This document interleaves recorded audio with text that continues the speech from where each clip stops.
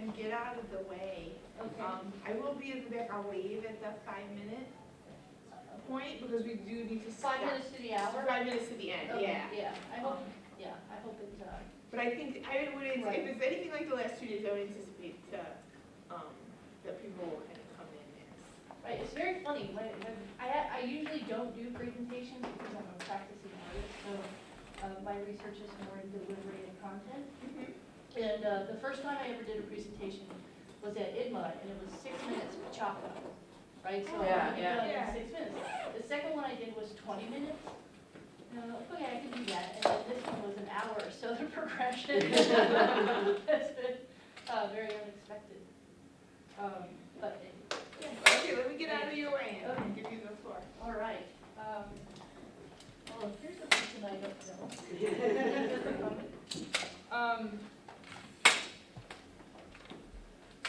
My name, for the record, is Holly Hay, and I am Associate Professor of Filmmaking at the University of Toledo. I'm currently the head of the film program. And I'm here today to talk to you about the abstract digital animation, what I'm qualifying as a resistance to the pragmatic use of a digital nonlinear editing system, or a DNLE. And this project, let's see, I set the paper up just a little bit. I'm going to talk a lot about early art history, early cinema history, and then relate that to early digital filmmaking history, and then talk about my personal history as a professor, and my pedagogy, and why I ended up teaching this assignment the way that I do. And then at the end, I'm sure there will be enough time.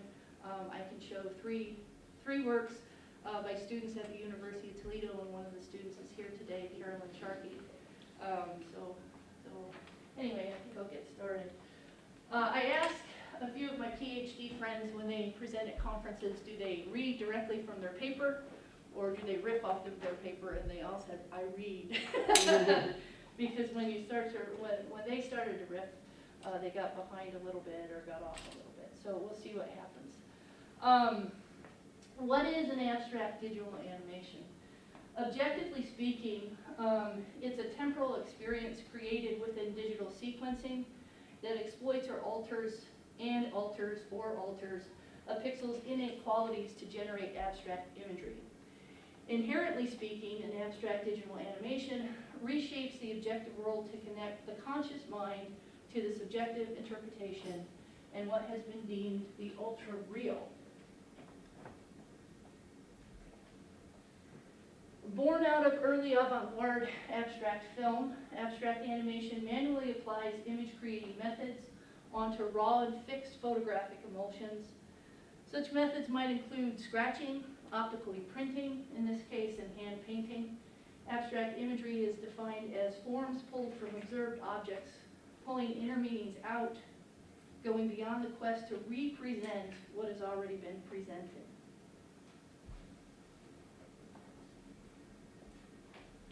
Abstract film, and in turn abstract digital animation, effortlessly connects to abstract painting, in my opinion, because both formats lend themselves to self-reflexivity and non-objective philosophy. Abstract film invoked the neo-impressionist claim, let me go to our neo-impressionist artist here, that painting, before all else, is a flat surface covered with color. Similarly, the avant-garde implied that a film was a strip of transparent material that ran through a projector. Abstract film then is a primal means of filmmaking, hence the early interest shown by Cubist and Futurist painters in extending a traditional medium to a new format. Within early modernism, film was that new format, and innovative artists claimed it as a means for their expression. Since the late 20th century, the computer, again in my opinion, has assumed that role. When modernism ended, so did the intra-art practices in which one movement reacts to a previous one. And today, any description of art making that does not make room for the technological is lacking. Born in the late 20th century, actually out of military research, The computer, an artist's use of the computer as a creative format and tool for building limitless, ever-changing, dynamic, and interactive images. The artist's ability to effortlessly reposition and combine images, filters, and colors within the frictionless and gravity-free memory spaces of the computer endows them with an image-making freedom never before imagined. Digital filmmaking, which has revolutionized cinema by reincarnating its tools, the photosensitive substrate that once was photochemical film and is now, can you answer that question? This one's photochemical film and Right. is now digital. The photosensitive sensor, right? Yes. The camera, okay, so the bodies are much different now than they once were. Editing and projection systems, and then as well as distribution platforms. So cinema is reinventing itself. The birth of digital cinema is at the very beginnings, and that's something that truly excites me as a filmmaker. At the same time with this rebirth, the rebirth of cinema practice has brought filmmaking to the masses like never before seen. So more people now, and we all do it almost every day, we make moving images to tell our stories, the stories of humanity. But ironically, the technology used to communicate these stories relies on one of mankind's most complicated systematic languages, digital binary code. So if you've ever opened up code and you haven't been trained to read code, it's very, very complicated. In digital recordings, numbers are used to represent quantities. Numbers in rapid sequence represent varying quantities. This communication system is rooted in earlier forms of binary code, dating as far back as the 9th century BC and the I Ching, and the application of four-valued logic, the two-on, two-off values, that have been compared to the biochemistry of DNA and amino acids. Digital binary encoding uses mathematical strings to render colors, texture, shapes, and rhythmic patterns. And abstract digital animation translates such computational language into a shared dialogue between the technology and the artistic practice, and between the artist then and the audience. The artist's relationship to the digital platform becomes essential to how the viewer understands the work. However, the technological base of cinema is not static. It has been and continues to be the site of considerable development, investment, and ingenuity. As a professor, I use my classroom, or one of my classrooms, I should say, as such a site to exercise a very disinterested machine, the computer, in its objective binary language of the digital nonlinear editing system, to both illuminate and disrupt my students' personal biases towards filmmaking. It's a little bit of history there. I draw, through this assignment, I draw on their ultra-real expressions to describe, explain, and empower their comprehension of visual literacy. So such development, investment, and ingenuity requires my students to critically examine their creative choices to become better informed and better practicing filmmakers. As a result, my students develop visual literacy competencies in grammar, syntax, and semantics. They also expand their understanding of filmmaking.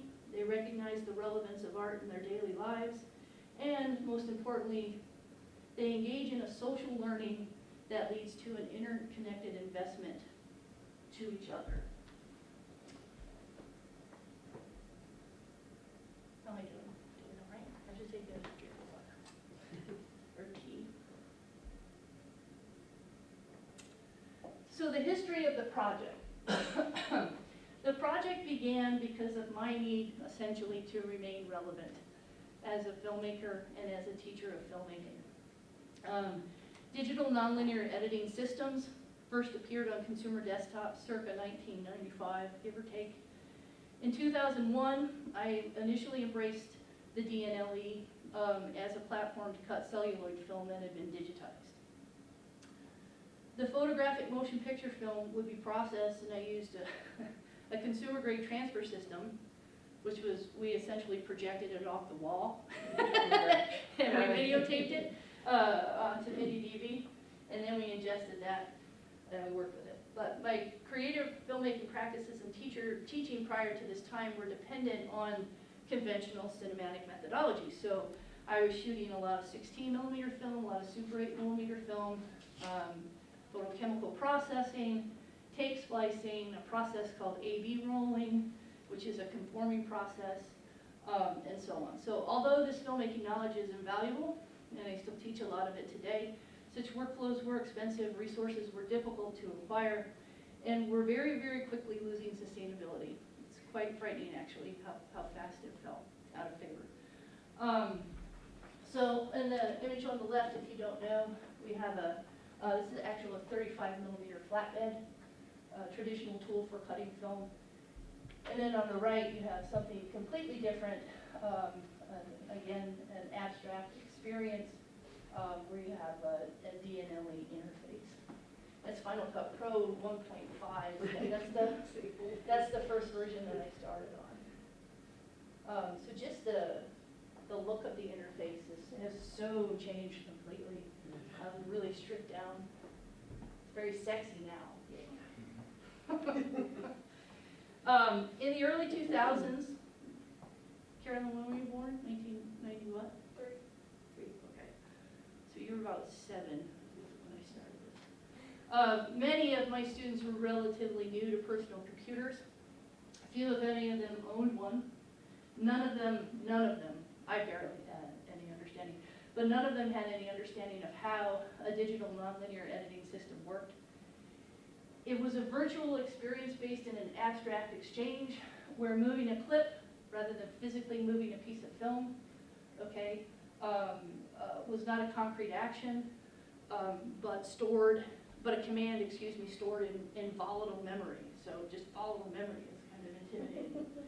At the same time, my education in my undergraduate and my graduate was in celluloid filmmaking. And this was all new to me too. So as I was teaching, I was learning, which is what you do when you're a teacher. If you want to stay relevant, you got to keep pushing forward. My theory is if I can stay this far ahead, it's a good day. Sometimes that doesn't always work. But it was new to me, as I said, and as I was teaching them, I was learning. But I soon realized, and this kind of epiphany, that I was merely teaching the computer as a pragmatic tool, and the computer became a substitute for analog tools like the splicers and the viewers and the flatbed. But I was teaching it as a proxy and not a primary means for creativity. And that was something that I chose to change. So, actually love this slide. So I chose to redefine my relationship to my practice and my teaching and to reincarnate myself as a filmmaker and as a teacher of filmmaking. So digital filmmaking allowed me to intersect my interests in experimental storytelling with a new kind of aesthetic experience. At this point in my career, analog video still did not appeal to my sensibilities and training as an experimental filmmaker. The aesthetic experience inherent within photochemical processes were of particular importance to me, and analog video images were antithetical to my practice. However, the use of computers, software, and digital technology reduced both film and video into a common element, the bit. Am I missing a slide? No. Digital filmmaking gave me aesthetically viable ways to creatively use and teach moving images in new ways in this new age. So for me, at the end of the 20th century, when Apple, love them or hate it, introduced its signature digital editing software, Final Cut Pro, my filmmaking practice and teaching were revolutionized. Final Cut Pro became, sincerely, mostly because of its cost. At that time, do you remember Medium 100s? Those were really expensive. Yeah. Those were several thousands of dollars, maybe 10 or more if I remember right. And Avid was off the chart, $30,000, $40,000, $50,000 systems. So when Apple introduced Final Cut, it was a mere $3,000, $4,000 startup cost with hardware and software. So it was good. You could do it. I could do it anyway. Anyway, Final Cut Pro and the Mac became my primary platform for creative discovery, both inside and outside the classroom. If you don't know, the image on the left is countdown leader from celluloid film, and the image on the right is countdown leader from a DNLE. So concepts are same, but very, very different quality. I now made my art with new media, and I use new media to teach my students how to make art, how to appreciate art, and how to recognize cultural frameworks. Nonlinear digital editing became an innovative way for me to teach the intentionality of the artist, so to make or conceive of something without the constraint of some other purpose, like merely cutting film. Okay? Back to the title. I wish I had. Do you have an app, Deb, where you can change your PowerPoint with your app? I'll figure it out. Okay. Maybe I'll just go like that. Okay. So why is the project important? Because it uses research, practice, creativity, and contextual analysis to assist students in their visual literacy development. It broadens their creative expression. It helps them develop technological literacy.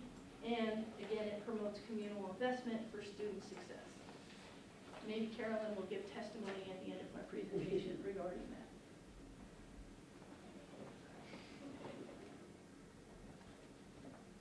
So to be visual literate, and I think we're all building an understanding of that through the conference, one thing is a person should be able to understand the subject matter of the images, analyze and interpret images to gain meaning within the cultural context where the meaning was created and exists.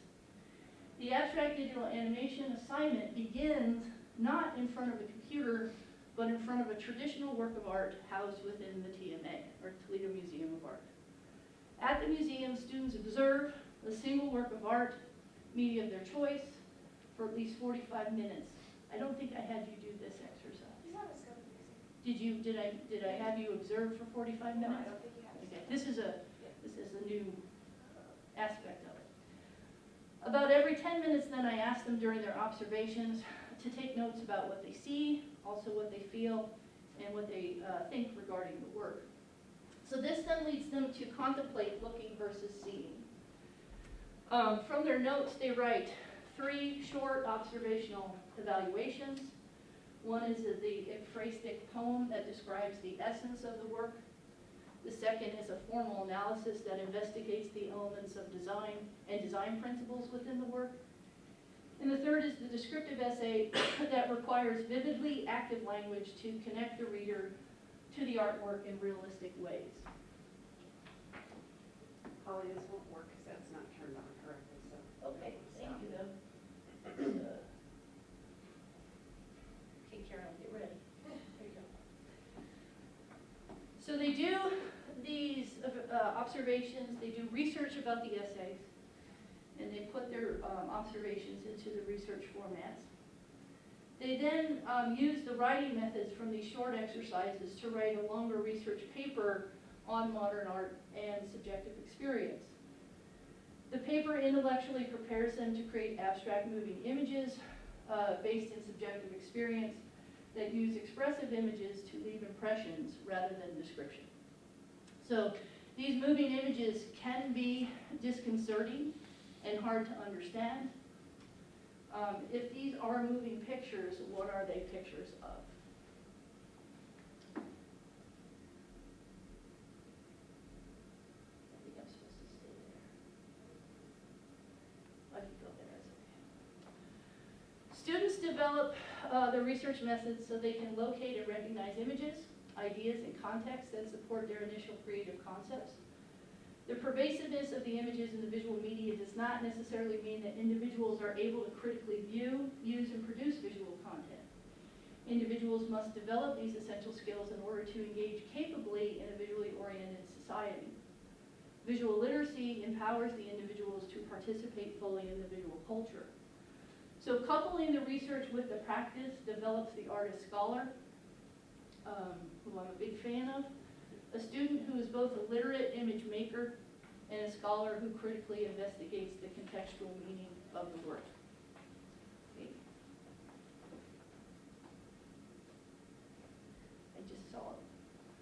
one of these upstairs. So methods for expression. Modernism. I love it. I love it. I'm actually a postmodernist in my practice, but I love modernism. I love engaging with modernist work. I love opening that world up to my students. But you all probably know it dates from the mid-20th century. It draws into focus a diverse range of phenomena, from Dada to action painting or futurism to minimalism. Modernity functions as a cultural point of view for the abstract animation project and is a research setting for students to question subjective experience, that ultra-real, particularly with an abstract film. The modernistic point of view requires the students to break away from representational form and narrative tropes. That's probably the biggest challenge for me as the teacher, is to, and I'll talk about this a little bit later, is to break students away from those preconceptions. The arts were freed, thank goodness, from representation by a new age that acknowledged the existence and the validity of the irrational. Filmmakers like Hans Richter pushed the medium away from conventional expression and developed visual language unique to abstract cinema. However, when you do that, there's consequence. Removing the practice from firmly embedded language presented reception challenges for audiences. Subjective experience presented on film undermined common expectations of cinema and were often misunderstood or totally rejected. Contrary to that zeitgeist of the time, for many artists, cinema was an emblem of modern times, as the only independent art form to have been invented since the Renaissance. But in other respects, the generic word Hollywood, the generic code word Hollywood, stands for values opposed to the major tendencies of modern or indeed modern artists. So that's what took it over. Dramaturgy and actuality had overtaken modernist film. Cinematic language was most limited to methods of description. Modernists like Fellini and Bergman, and mostly men, at least documented in history, but women before, rejected the Hollywood cinema, the supposed modernist master code. It was also questioned by the avant-garde cinema led by filmmakers who were otherwise involved in all that modern came to mean in the other arts. So like abstract expressionists, postmodernists, the Dadaists, abstract filmmakers developed a language for what they were doing. Abstraction in any genre within modernism challenged power systems like the war machines and the museums and the very nature of cinematic expression. The purely abstract filmmaker saw in film the utopian goal of a universal language of pure form by the synesthetic ideas, which sought correspondences between the arts and the senses.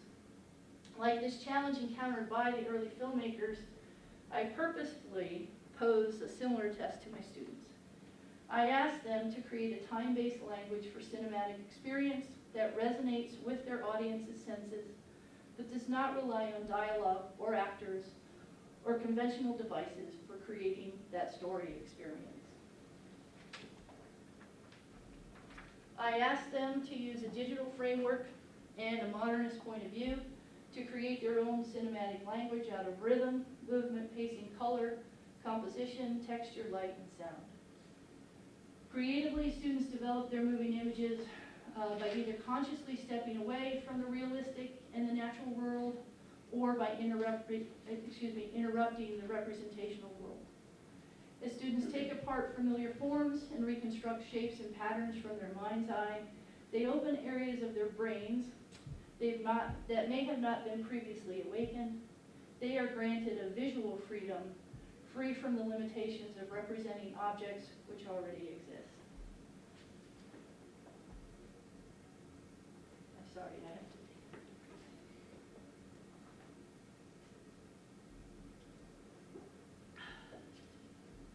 So, rather than imitating what they see in mass cinema, in this project, students create their stories from a blank digital canvas where they generate simple shapes like circles, squares, and colored mats that they build into rich and complicated visual and oral experiences. This contextual investigation into the ultra-real allows students to deliberate on their ideas and value the fundamental nature of their subjects over objective filmmaking's means for storytelling. Students are asked to step out of their comfort zones and into their individual experiences. They are asked to expose their instincts and to express their intuition, so those who view their movies can, without expectation, experience something unique to each viewer, or sometimes something very communal. They use digital tools and create cinematic poems based in metaphor.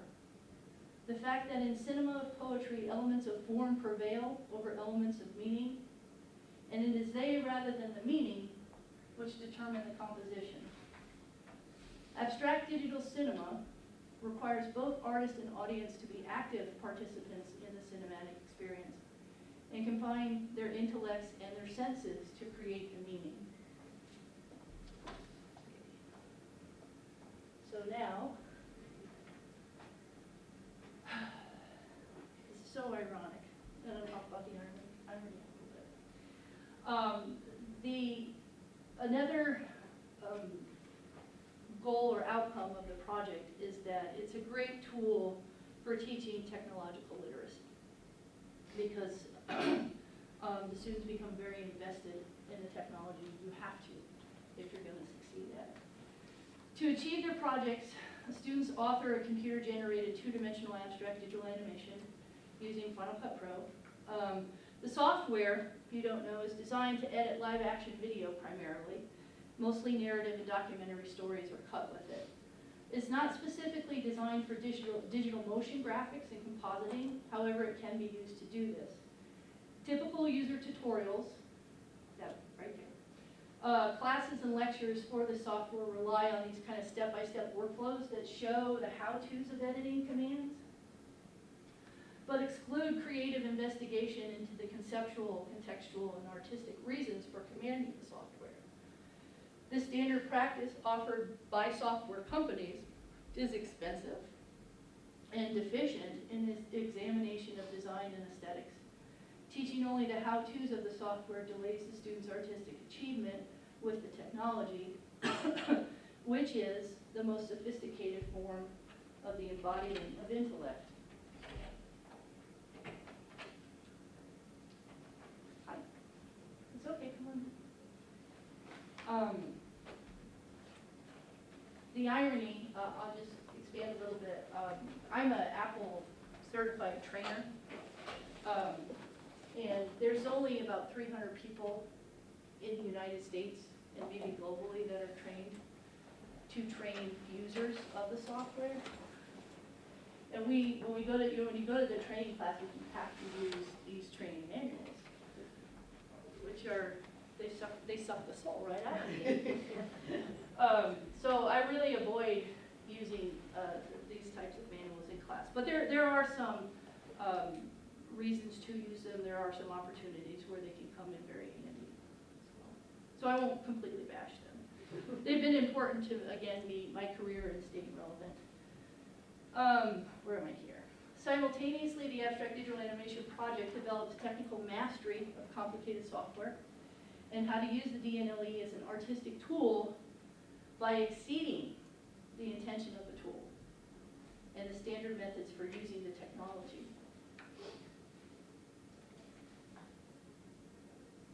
It is important that experimental work with digital systems be related to a context of art practice, able to provide a theoretical and critical language concerned with meaning and philosophy.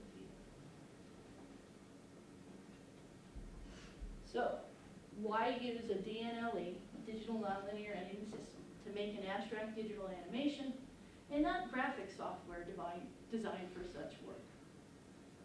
Right, Karen? Well, my answer is that it can be done. And as artists, I believe that we should push the boundaries and challenge the expectations. At the same time, okay, philosophically, it's pragmatically, it's a detailed yet creative way to teach live action filmmakers how to use the system. So students must fully embrace the technology to transcend its limits. They must learn to control the complicated commands and virtual interfaces to realize their artistic vision. Their creative expressions depend on an effective balance between the content knowledge of the system and their skills knowledge within the system.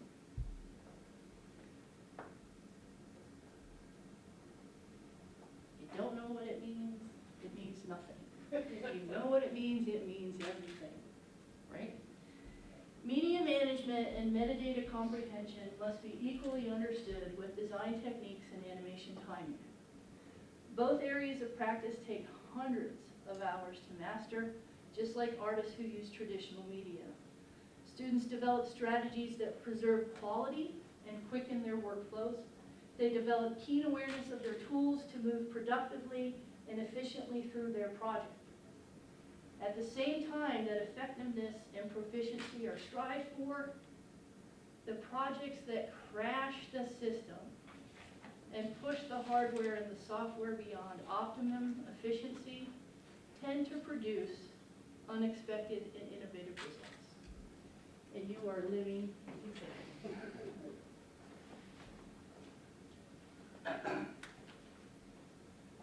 Students who exercise the software to an extreme often transcend the use of the system and its expected outcomes. Experience of working with computers makes the characteristics of intelligent dialogue increasingly evident and to a level not comparable with any other technology. This experimental rigor enriches the potentialities between the student and the software. The relationship becomes more entrenched, and the authorship becomes mindfully collaborative, like that of a musician and her instrument. Communal investment. So what I most value about the project is its purpose as a communal learning forum, where students invest in themselves and their classmates through self-engagement and peer review. Students invest in each other's creative work through informed, meaningful, and insightful criticism. The abstract animation project, digital animation project, goes through about 4 critiques within roughly 13 weeks. And in between the critiques, as the semester progresses, they come to know each other through working and practicing together. They share their knowledge both formally in critiques and informally during open lab periods and working simultaneously outside of class. They create a participatory culture with relatively low barriers to artistic expression and civic engagement. They strong support for creating and sharing creations, and some type of informal mentorship whereby experienced participants pass along knowledge to novices.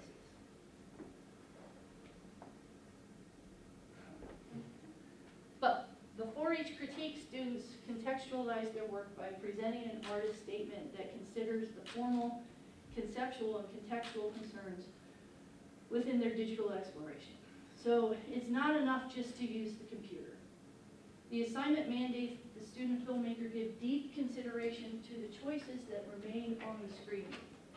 The basic thesis is the computer art is of no real significance to artists unless it is significant to art. And the area in which it is most likely to be significant as art is where it makes a positive use of the computer to expand conception, sensitivity, and experience.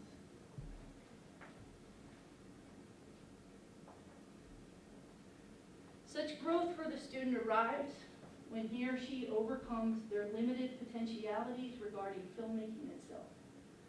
Students bring biases about cinema into the classroom. I strip them away. Some students criticize that they cannot use actual animation software to create an animation. Many students believe that a filmmaker needs a camera to make a movie, or that stories must contain plot, or that creative process must be perfectly preconceived before it's executed.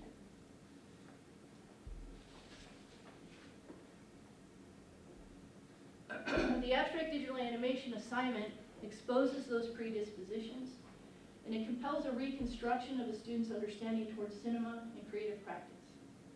a different set of expectations carried into the screening room with the viewer.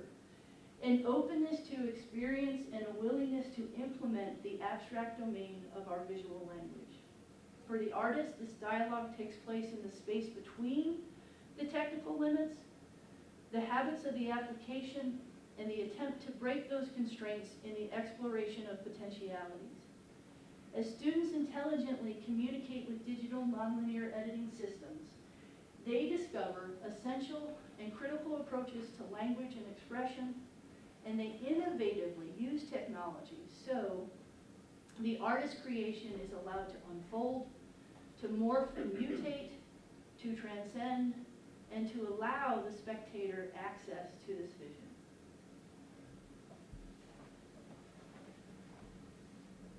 And that is my length of my paper in its current state. So I have, what time is it? Free. Okay, so I have 9 minutes of projects, and then we can talk for a little while, unless there are questions down.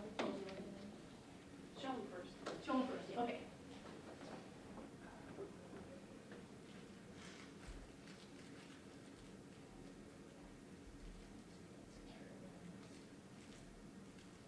Let's start with, sorry. Let's start with Stevens. So this one is called Process, and this was made the same semester that Carolyn took my class. This is one of her classmates, Stephen Marissy.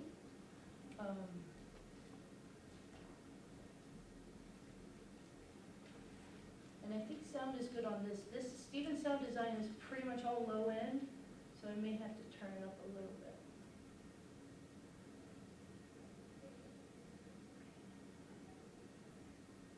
Where are you?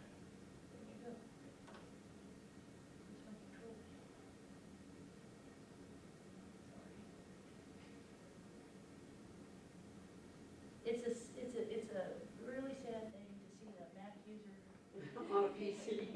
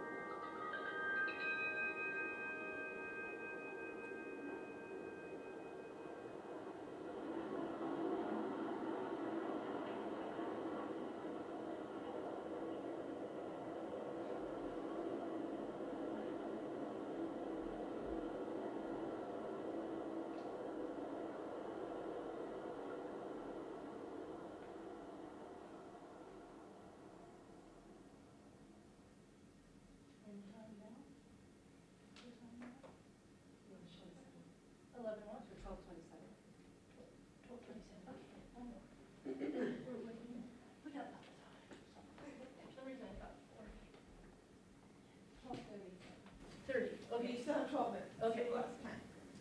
Yeah, one more.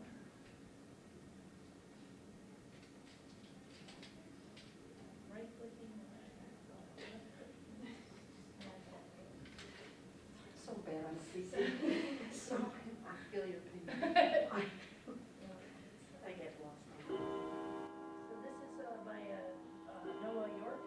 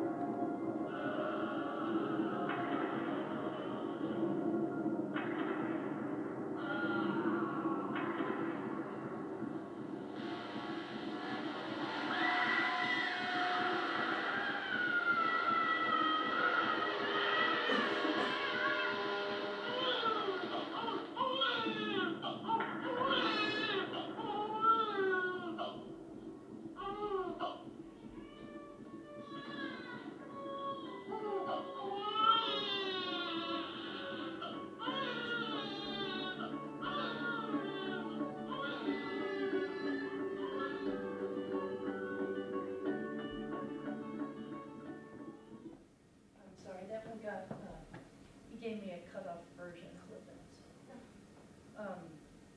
So yeah, those are the examples that I brought with me today. I have literally hundreds of them now. But yeah, we can bring the lights up. If you're local and you're interested, in March every year, the Department of Theater and Film hosts the Aspiring Filmmaker Showcase, which is a competitive entry showcase of student work. And you get to see projects like these and many other projects, very large. I think it's the 20-foot screen or something like that. So it's a fantastic sensory experience to see them even larger. That's pretty good. That's big TV. Does anyone have any questions or thoughts, or for me or for Carolyn? Since she's I do have a couple questions, but I don't want to take up all your time, but you said you didn't use analog, or you hated, you didn't. video. You went specifically from cinematic film to Final Cut? And Yeah. you didn't really like The only analog video I worked with creatively was Pixel Vision. Okay. Do you remember Pixel Vision? Oh. It's a Fisher Price camera. Oh, yes, Yeah. okay, yeah. Yeah, so that, those of you who don't know, Before they it was a stopped, yeah. consumer grade camera marketed for children, So, and it's shot on cassette tape, audio tape.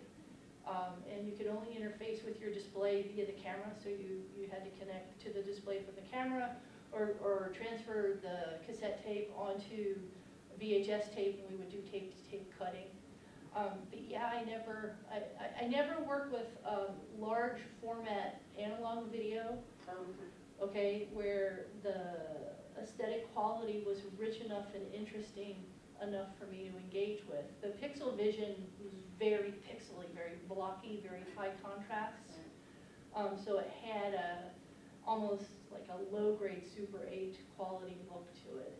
It was even more punchier. It was just more raw, more aggressive, but it was fun.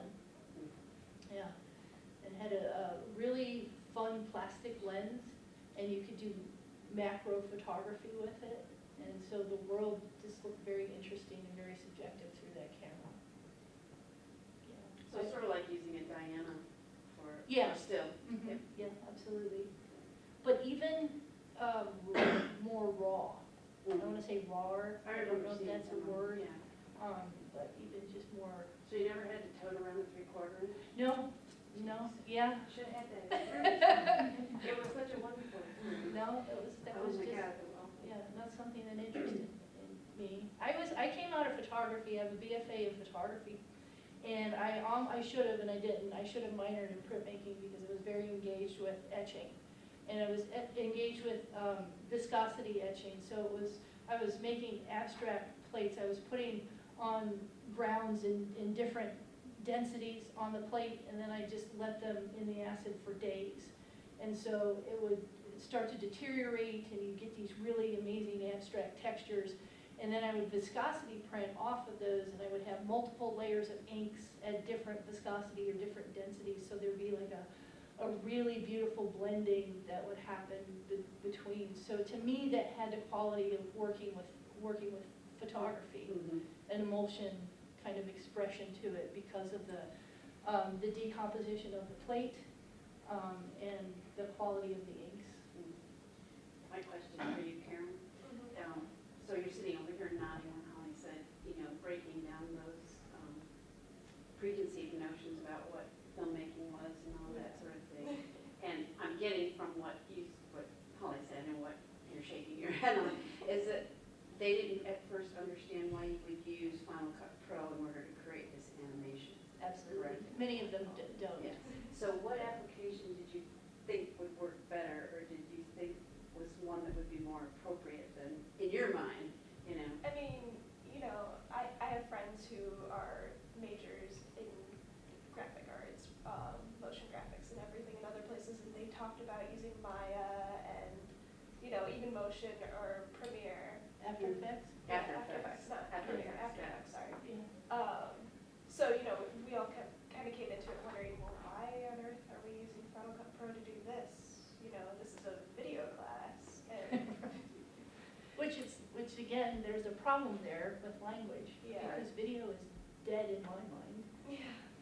Because it connotes an analog expression, and that's gone. And I ended up finding this to be a very beneficial experience. Right. Because I think that is the exciting thing, is not only, when she talked about using the program to its limits, I ended up having to deal with that a lot. And it was nice because I understood the extent of what Final Cut Pro 7 could do. Right. And, Or what you could make it do yeah, to solve your problems, yes. right? Mhm. And by the way, I don't know if you were gonna say this, but Carolyn took those skills and she actually did an internship here in animation. Yeah. Yeah, she did animation work for the museum.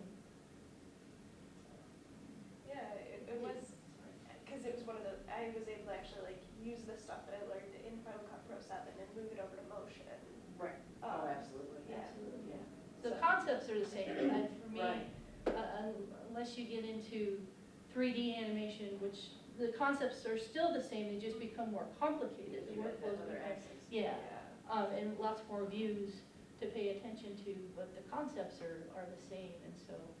I can understand putting the student to the rigor so that they can learn the software, but if you gave me a choice, I'd use After Effects or Motion because that's more, I can work faster rather than doing it in Final Cut Pro. I wouldn't go to Final Cut Pro for that piece of it.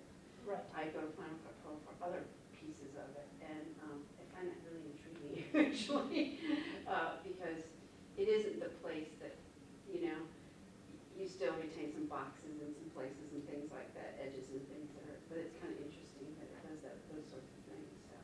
Yeah, and we don't, because it's only 15 weeks, and there's so much of their discovery has to come. I can only push the assignment so far. Right. We have to build it in 960 by 720, because trying to build it in full HD would be insane. Yeah. They would never get anything done in terms of render times. And we have a great lab, but it's not super as amped up as it could be. We're using Final Cut Pro 10 now, and I was really concerned about it, but it's working wonderfully, actually, because it has that open system processing now. Many of the students haven't had to render yet at all, and we're in what are we in, week 8? That's great. Yeah, yeah. For you, yeah. Not for those who are working currently. 6 days of rendering. Oh, I Yeah, she understand. did. She had 6 days of rendering, and she fell behind. She had conceptually a difficult time. She lost a friend, so the project came out of that experience.